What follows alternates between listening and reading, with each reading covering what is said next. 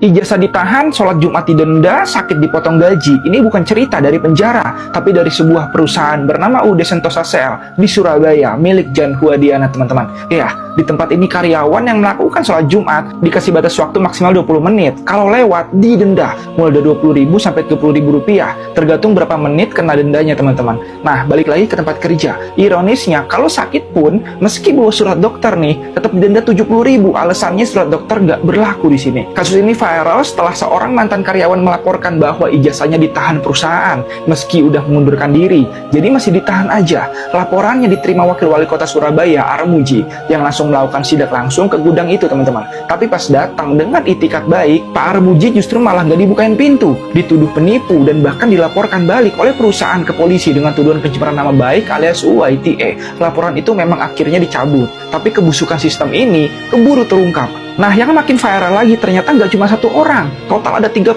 karyawan yang ngaku mengalami hal yang sama. Ijazah mereka ditahan, hak mereka dilanggar. Kabar terbaru kasus ini sampai ke polisi dan Wakil Menteri Ketenagakerjaan pun sampai turun tangan. Kenapa? Karena ternyata perusahaan ini nggak berbadan hukum resmi, teman-teman. Semua aturan internalnya dari denda sholat Jumat, potongan gaji, sampai penahanan dokumen pribadi itu nggak ada yang tertulis dan sah menurut Undang-Undang Ketenagakerjaan nomor 13 tahun 2003. Semua itu ilegal. Semua ini pelanggaran serius terhadap hak kerja, terutama kita para pekerja, teman-teman. Tempat kerja semacam ini bukan hanya melanggar hukum, Pak, tapi juga melanggar rasa kemanusiaan. Pekerja bukan budak, ibadah bukan kesalahan, sakit bukan pelanggaran, dan ijazah bukan milik perusahaan. Pertanyaannya, jika hukum di negeri ini masih berlaku, maka yang semacam ini harus dihentikan secara rata, karena kerja keras seharusnya dihargai, bukan diberi hukuman.